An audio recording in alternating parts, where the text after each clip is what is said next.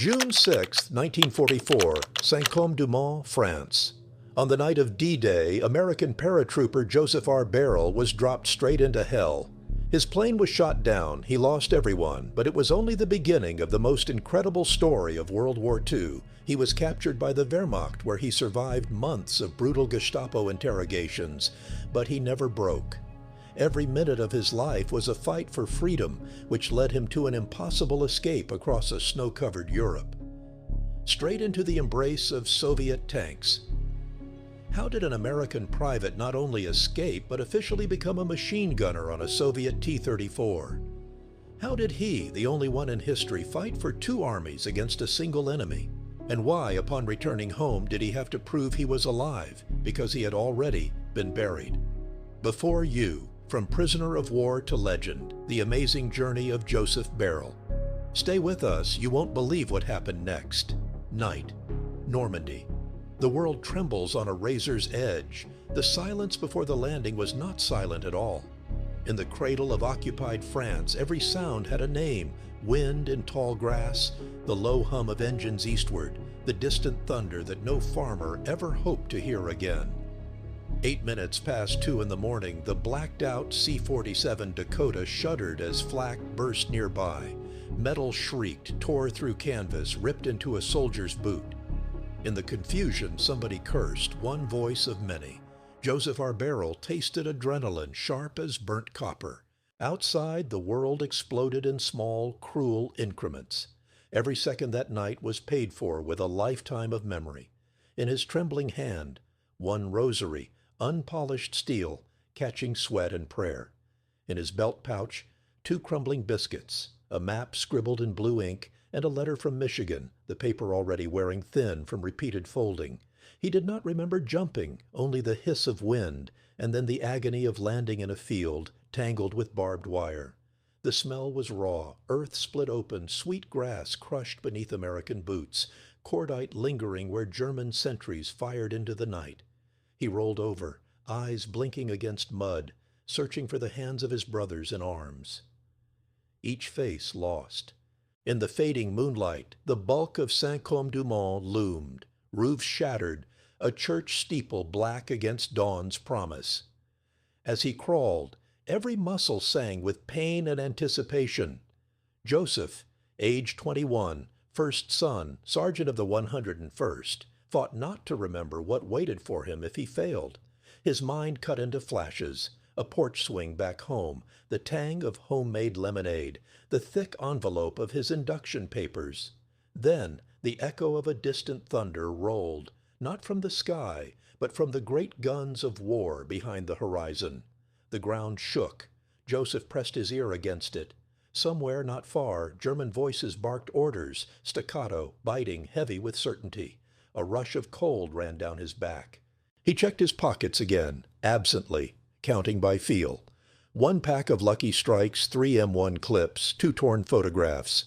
With each scan of the field, his breath fogged in the air.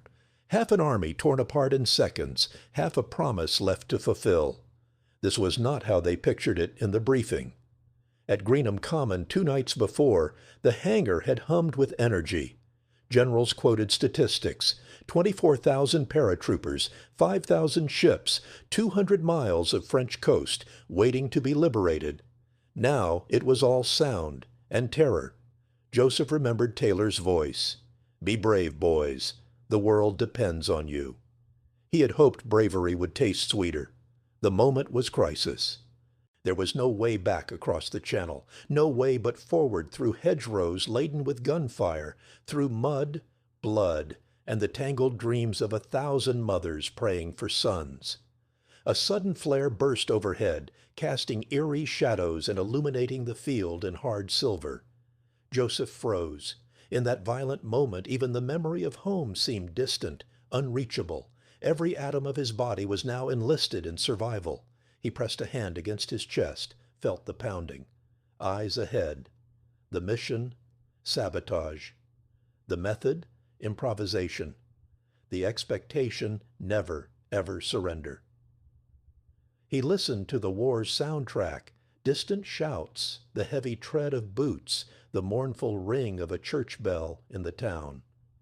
He waited, counting heartbeats, senses sharpened to everything, the stench of burnt oil, the taste of fear, skin prickling in anticipation. And then he moved, toward the town, toward destiny, toward the night that would never end. The story of Joseph R. Beyrle was never only his own. It began long before the Dakota shuddered above Normandy, or the first crack of German rifles split the night. It began in the small town of Muskegon, Michigan, where the distant rumble of Europe at war echoed only through newspapers and the anxious prayers of mothers sitting by quiet radios. Joseph grew up in the shadow of the Great Depression, in a house that smelled always of old wood and coffee brewed strong for working men. His father, William Beyrle, counted pennies by the lamplight, and his mother, Elizabeth, kept the family together as winter winds howled off Lake Michigan. On school mornings, Joseph and his brother trudged through drifts so deep they swallowed their boots whole, hands numb inside knit gloves. They learned early the value of endurance. But history rarely waits for the ready. By autumn of 1942, the United States was locked in global war.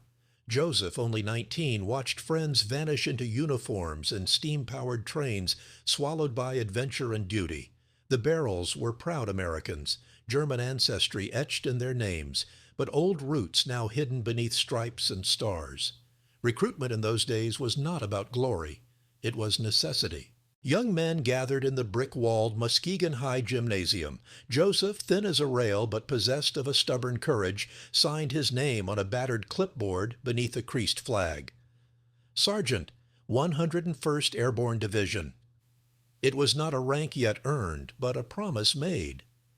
The year was 1943. Training at Camp Claiborne, Louisiana, tasted of dust and thunder. 600 men to a barrack. The constant bark of instructors and the clamor of boots on wooden floors. Parachute drills at sunrise, fearless or foolish, none dared refuse. Each jump stitched a new line of anxiety across Joseph's mind, yet with every descent he grew more certain. War required faith, but demanded luck. Back home, Elizabeth saved every telegram, every photograph, every crumpled letter that arrived with a foreign postmark. She rationed sugar and gasoline, knowing that every ounce meant fewer tears for soldiers halfway across the world. At midnight she wrote prayers. "Bring him home," she scribbled beside Joseph's name. The ink ran thin, but the hope did not. Meanwhile, Europe boiled. Hitler's armies entrenched themselves from the French coast to the forests of Poland.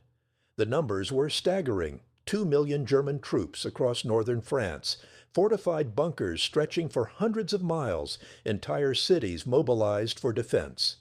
In American command rooms in England, tense hands ringed glasses half filled with whiskey as officers plotted a single date, June 6, 1944. D-Day. At Greenham Common, Joseph's division waited. 24,000 men, 1,200 planes, one massive gamble. Weeks before the jump, generals briefed their troops in hangars heavy with anticipation.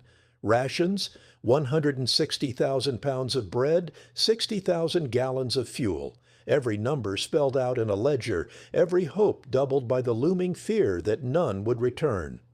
Joseph's assignment was specific. Sabotage. German infrastructure. The map in his kit marked Saint-Côme-du-Mont, a sleepy town not yet ravaged by war, but now a linchpin for Nazi electrical lines. If the substation fell, German facilities along the coast would lose power. Communications would falter, searchlights flicker, weapons stall in confusion. He carried only what he could. 1 pair of boots, 1 Colt, 45 sidearm, 3 days of rations, hard biscuit, salt pork, 1 tin of peach preserves. The jump bag bulged with explosives. His hands practiced in setting charges, but not yet in killing. The real enemy, he would later say, was always uncertainty. When the division loaded into the Dakota, the air pulsed with silent questions. Some men muttered prayers, others joked about home, football scores, the taste of apple pie. Joseph remained quiet, rolling Lucky Strike cigarettes between his thumb and forefinger, the movement soothing amid the chaos. He thought often of the substation, the schematic inked in blue and red, the promise that a single act could cripple enemy lines. Overhead, the sky churned with storm clouds and tracer fire. Flak burst around the formation, showering planes with hot steel. The Dakota's engines howled, shuddering as the pilot adjusted for wind.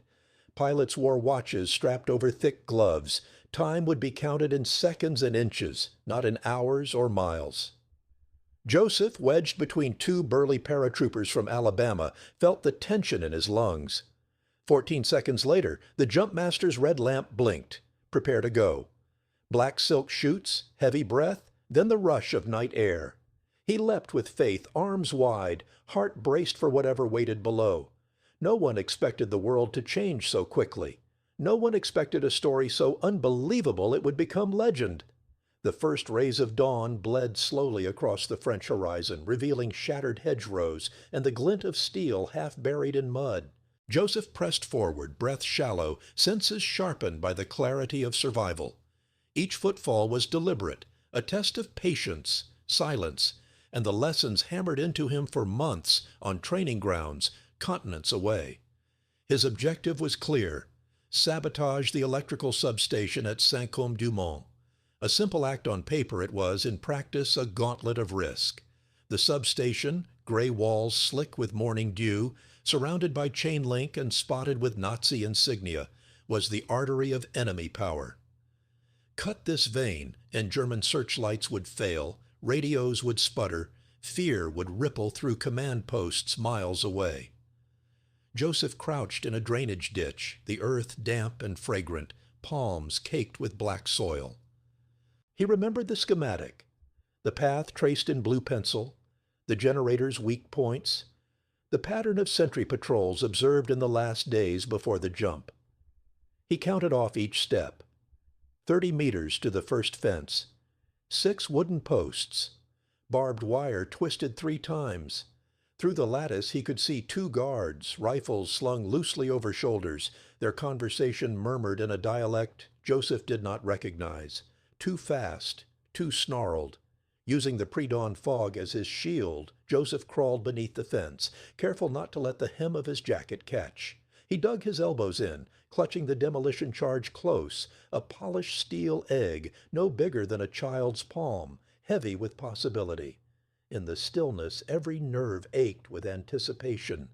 He timed his breaths with the stiff march of the guards' boots.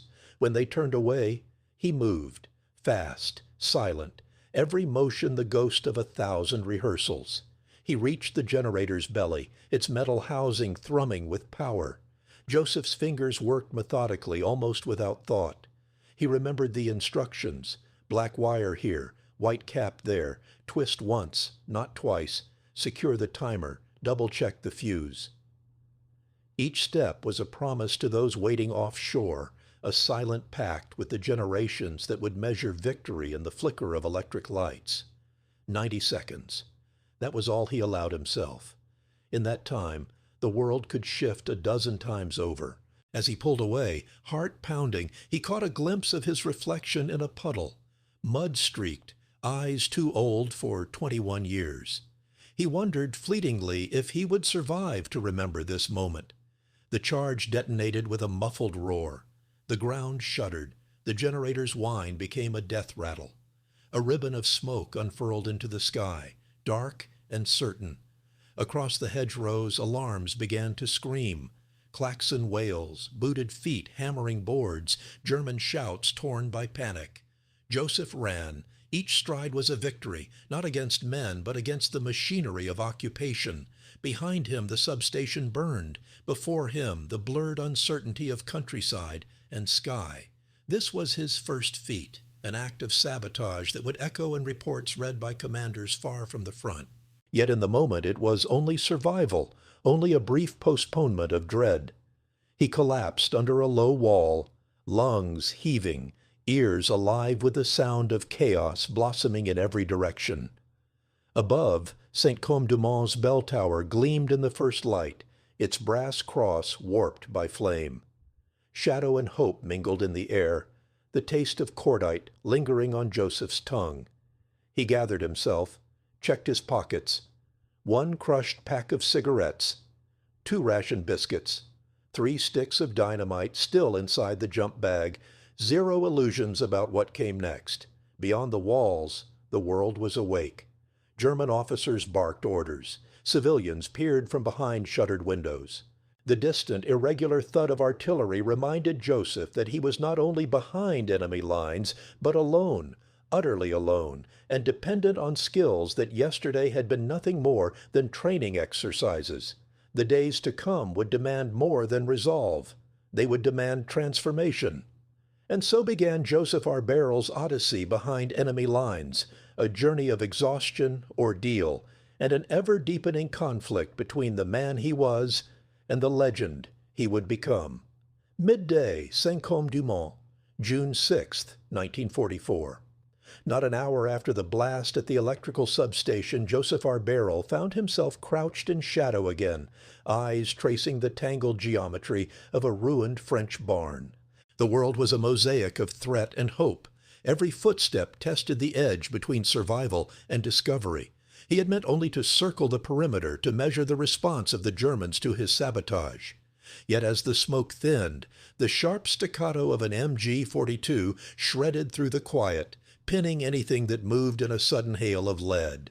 Joseph pressed his body behind a collapsed wall, every muscle coiled. The enemy position, a machine gun nest dug deep into a muddy embankment, flashed and spat with mechanical certainty. He remembered the briefing. Remove the nest, clear the lane for advancing infantry.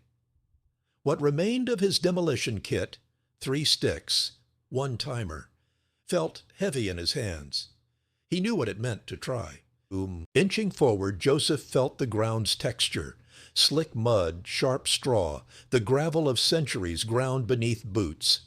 The machine gun's roar, so regular it seemed inhuman, marked each breath. Smoke twisted through the ruined air, mixing with the scent of cordite and sweat. For a few fragile seconds he was invisible, a ghost threading between patches of tall grass and scattered debris. He set the first stick, hands trembling, then the second. In that moment the world narrowed to a single pulse, the length of a shadow, the angle of the sun, the weight of 3 sticks of TNT. He rose, 1 stride, 2. The Germans saw him. A voice rang out, guttural, commanding, "Halt!" Joseph ran, his adrenaline slashing through rational thought. Gunfire stitched the ground at his heels. He dove, rolling behind a low trough, mud splattering his face, hands. The charge detonated, loud, shattering, but not enough. The nest survived, and the men inside surged to their feet. Boots thundered in the barn's passageway. Joseph fired his sidearm once, felt the recoil twist his wrist. Something struck his shoulder, a burst of pain, hot and electric. He tried to slide away, dragging himself by one elbow. His vision blurred. He was seized. Rough hands, the harsh smell of wool and sweat, voices in accented English and raw German. The last thing Joseph saw before losing consciousness was the broken substation, its burned wires curled like veins beneath the sky. When he awoke, everything had changed. Captivity. The world shrank to cells and corridors, numbers scratched into concrete, bread so stale it snapped teeth. The first camp, the location unnamed, shrouded in secrecy, was little more than an overcrowded barn, hay beds mixed with refuse, latrines overflowing, walls thick with mildew. Joseph counted his cellmates, 7 men, 3 nationalities, each gaunt as phantoms. Nights, the echo of boots, keys clattering, screams sometimes muffled, sometimes sharp, an opera of agony woven into the darkness. Each hour was measured by questions. Would the guards return at dusk or dawn? Could the floor be pried loose, the window latched from outside?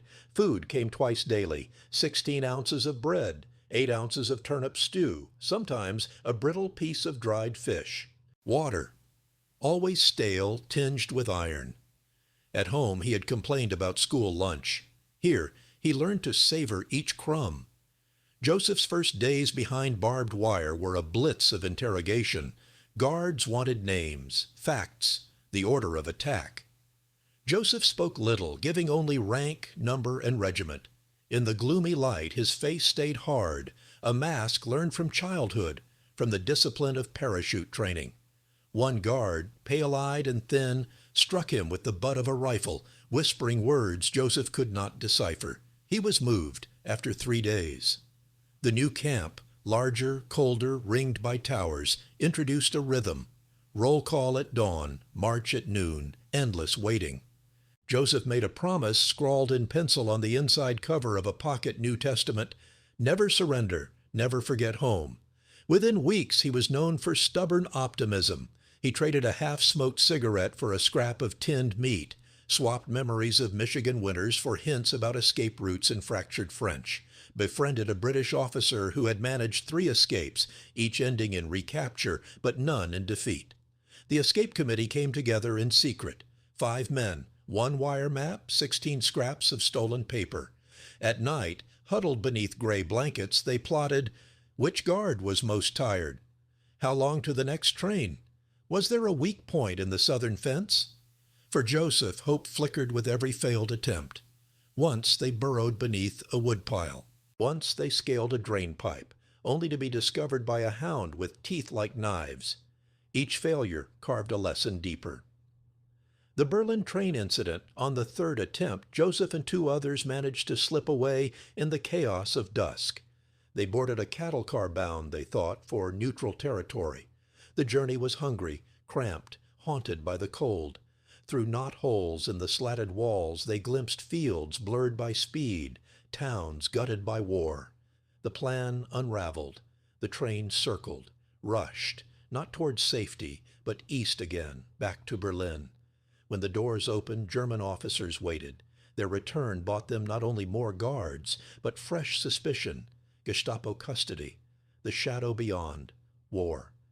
Dragged in handcuffs through stone corridors lined with portraits of vanished uniforms, Joseph tasted blood, his own from a split lip. He was interrogated for 3 days, the sessions brutal and beyond reason. Gestapo officers moved with mechanical patience, their questions cold, their methods cruel. Electric shocks, forced wakefulness, isolation. They called him Amerikaner, spat accusations, saboteur, spy, traitor. Joseph kept the truth simple, never broke. He focused on small things: the color of the stone, the rhythm of his breath, the hope that someone somewhere had not forgotten his name. Eventually, a German military officer intervened, saving Joseph from execution. He was transferred back to standard Army POW jurisdiction, a return not to freedom, but to the marginally less lethal routines of life behind wire. Alt-Druitz?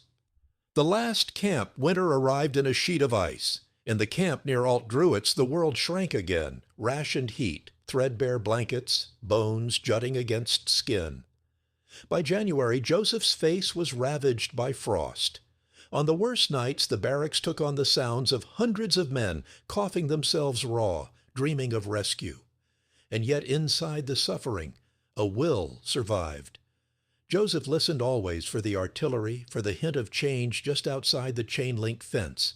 He calculated distances, mapped shadows, marked gaps in guard patrols with the precision of an engineer. In the bleak heart of winter, the time came, early January 1945. The snow fell in great sheets, muffling the world. Joseph slipped away, bundled in stolen German trousers, guided only by the distant rumble of Soviet guns and the compass of hope. Early January 1945. The world was white and pitiless. Long before dawn, Joseph Beyrle pushed open a frost-bitten window, exhaled and heard only silence. No shouts, no boots against the hard-packed snow. He crossed the yard on numb feet, heart thrumming in his ears like the roll of distant artillery. In the barracks, a few eyes opened. Comrades, gaunt and hollow, nodded in silent farewell. He moved through the perimeter, every shadow a question mark, every footfall a prayer. Behind him, Alt-Druitz smoldered in darkness. Ahead, Poland's fields sprawled into uncertainty. Run while the world is blind and cold, he thought. Survive while the dogs still sleep. Wind clawed against exposed skin, slicing deeper with every step. Joseph pulled his thief's jacket tighter, blinking sharp tears from salt-blown eyes. His lungs burned. He counted each breath. Survival was mathematics. 50 paces to the next hedge, 10 seconds to an outbuilding, 5 minutes for the guard rotation to change. He traveled by night and hid by day, folding his freezing body into root cellars, curling in ditches among frozen nettles. Hunger gnawed at him, a dull wolf's ache. He rationed the last 2 crackers from the Red Cross parcel, one by the 3rd sunrise, and the last for the 20th mile. Snow muffled the world and erased his footprints as fast as he made them. Towns blurred past, wooden houses gutted by war, villages abandoned to fear and memory. Sometimes in darkness, Joseph inhaled the acrid scent of burnt rye and distant diesel. He thought of home, the taste of warm bread, the pitch of his mother's lullaby. These became talismans, shields, silent songs against despair. The sound of artillery grew louder as he headed east. Not the staccato bursts of German 78s, but the thunderous rolling rattle he had learned to recognize as Soviet Katyushas, Stalin's organs. When the ground shook beneath him one morning, he knew he was close. On the 12th day, bones aching, boots worn to rags, Joseph staggered into a clearing and saw shapes rise on the horizon. Tanks, dozens of them, low and wide, engines coughing steam into the freezing air, red stars painted on the hulls, Soviet soldiers in thick quilted jackets laughing through clouds of frost. He fell to his knees, raising both hands. "Amerikanets!" he gasped, voice raw. "Drug, Amerikansky soldat." At first the Soviets fanned out, rifles raised, uncertain. Joseph fumbled through what little Russian he remembered. Words for war, enemy, Germany, America. He stripped off his jacket, showing the faded American insignia sewn inside, the dog tags pressed into his frozen skin. A sergeant, broad-faced, gold tooth glinting in the sun, came close, squinting at this half-starved phantom from the west. He barked an order. 2 tankers lifted Joseph beneath the arms, dragged him into the warmth of the engine bay. Vodka pressed to his lips, the burn so pure it nearly made him weep. Bread, hard and sweet, shoved into his hands. He ate, sobbed, and let his body collapse into the arms of the Red Army. For hours, maybe days, he drifted through a haze of cold and exhaustion.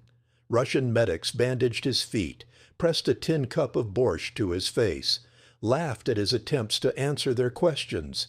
He repeated his name, Joseph Beyrle, America, paratrooper, enemy of Hitler.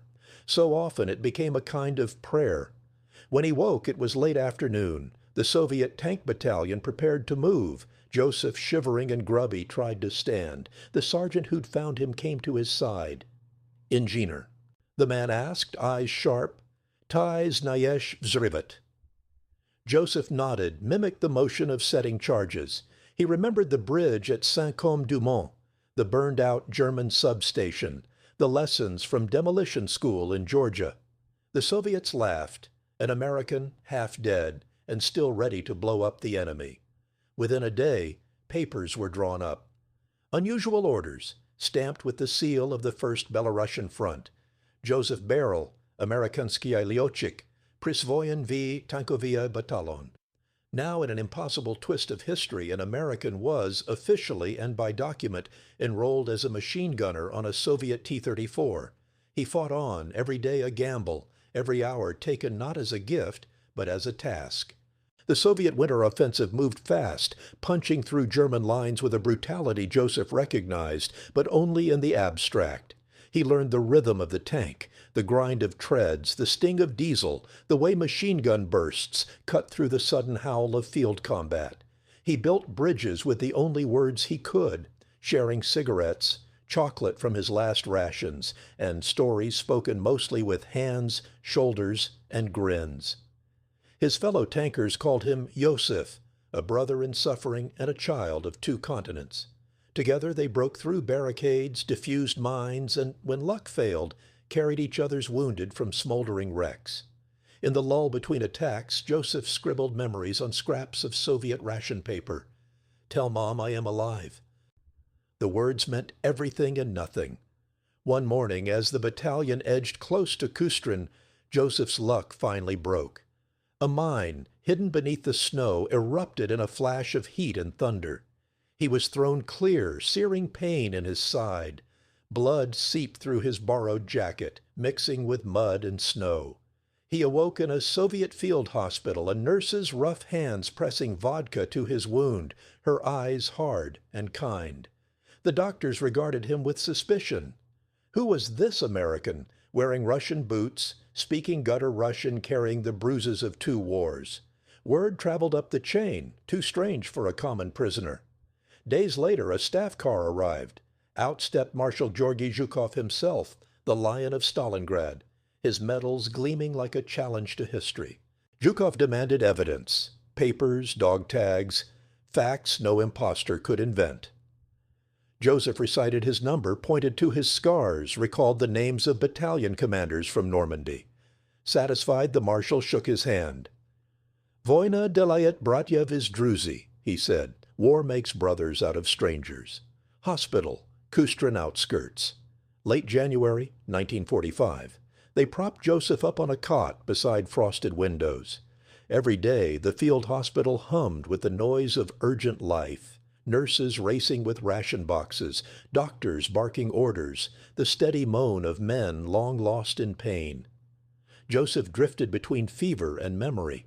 Sometimes he heard the voices of his Michigan childhood in the scrape of winter wind. Sometimes he saw only Soviet faces, steely, exhausted, animated by a warmth he had not expected. His wound hurt, but uncertainty stung more. An American in Soviet uniform, too strange for comfort, too remarkable for trust. Each day brought a new officer, a new round of questions. "Who are you?" they asked, sometimes kindly, sometimes not. Joseph answered, "Amerikansky soldat, Beyrle, paratrooper." He repeated his service number. He listed battles, explained the shape of American canteens, recited the smell of Michigan wheat after rain. The nurses grew protective. One, Galena, slipped him a slice of black bread and whispered, "Joseph, you will survive. War loves the stubborn." He smiled through the haze, grateful for kindness that cost nearly nothing but meant everything. Marshal Zhukov's visit was brief and clinical. He asked precise questions: birth date, parents' names, division, D-Day coordinates, where and how wounded. Joseph answered in staccato bursts. Zhukov listened, nodding occasionally, lips pressed into a line. At the end, he signed a paper, one line in blue ink, that changed Joseph's fate. "Take him to Moscow, American Embassy," he declared, a verdict and liberation in a single breath. The journey north was surreal. They bundled Joseph into a troop truck, traveling through bombed-out towns and spring-thaw mud. He saw Soviet schoolchildren waving red flags, old women sweeping rubble, infantry marching with a weariness he recognized. He shared notes with Russian soldiers, American slang traded for old folk jokes, stories swapped beneath the threat of new bombardment. Through every hour, Joseph felt the grip of transformation. The man who landed in Normandy, full of instructions and awe, had died a dozen deaths, in each cell, each mile of desperate escape, each moment behind Soviet lines. What had survived was something harder, stranger, a belief that people, stitched together by trauma, could become new. The embassy in Moscow shone with marble and gold trim, its halls strangely quiet behind the din of a city at war. Joseph, thin and dusty, stood for hours beneath portraits of American presidents. The Marines on guard saluted warily, as if unsure whether he was a trick of history or evidence that fate played dice. He handed over his papers, dog tags, torn letters, the medical scroll signed by Zhukov. The American ambassador, stooped and elegant, listened in disbelief. "We buried you," he said. "Memorial service, flag folded, prayers recited. Your mother, she thinks you're among the honored dead." Joseph managed a dry laugh. "I'm honored alive," he replied. More paperwork, more interviews, telegrams sent across oceans. Muskegon, Michigan is receiving news stranger than any fiction. Elizabeth Beyrle's front door rattled with strangers, officials, priests, reporters. She clutched Joseph's last letter, dated months before, and whispered a prayer. Let it be true. Joseph's journey home began on clipped wings, an airlift through war-torn Europe to the port at Le Havre, then across skies dense with memory. He watched France fall away below, cities burning still, fields raw with graves.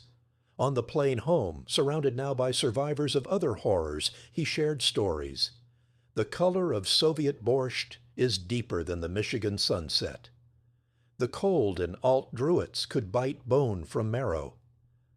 A Red Army nurse will scold you for weakness and feed you better bread than any general. His arrival in Muskegon broke the silence of winter. Elizabeth met him at the door, her hair silver, her face wrapped tight in emotion too complex for words. Joseph embraced her, inhaling the smell of old flour and muslin, the world finally unmended in a single moment. Neighbors gathered, pressing hands to Joseph's shoulder, some silent with awe, others babbling, disbelieving. Local news recorded his story, a hero of two nations, a man who fought for liberty, then survived as a legend for the living. Beyrle of the 101st, and of Zhukov's finest. Joseph spoke rarely of torture. He saved his stories for the faces who needed hope. In late-night gatherings, he described the sound of tanks in snow, the laughter of strangers turned brothers, the moment the war ended and he was simply a man again. He never forgot the lessons learned in two armies. Medal ceremonies brought officials, but Joseph searched always for comrades, American, Russian, British, Polish, French, who had tasted the war at its rawest edge. At reunions, he toasted the stubborn. War loves the stubborn, he said, echoing Galina, the nurse of Kustrin. In the years that followed, Joseph became a symbol. His tale was taught in classrooms, reprinted in papers from Moscow to New York. Letters arrived in the hundreds, veterans reaching out across languages, teenagers searching for courage. Joseph answered each one in careful script, ensuring every fact, date, and detail was preserved for voices not yet born. He walked often at sunset, retracing the footsteps of his ordeal. Each time he passed a church bell, or the scent of baking bread drifted on the wind, he remembered the night in Normandy, the terror and promise flickering in mud and moonlight. Each day was proof enough. Survival was not luck, but a kind of stubborn love for the living. Years later. The world is at peace, but memories remain sharp as winter wind. Joseph Beyrle sits on his porch in Muskegon, Michigan, the porch swing creaking softly beneath his weight. Around him summer hums gently, the scent of freshly mown grass, the click of a bicycle on the sidewalk, children's laughter drifting through the humid air. Yet his gaze often drifts beyond the horizon, to places most will never know, to years when every sunrise was an act of will. On the mantel inside his home, two medals gleam in the afternoon light, one silver, one red enamel, bearing the twin eagles of America and the gold star of the Soviet Union. Each tells a story that no official account could capture. The local paper called him the hero of two nations. Yet Joseph would shrug at that.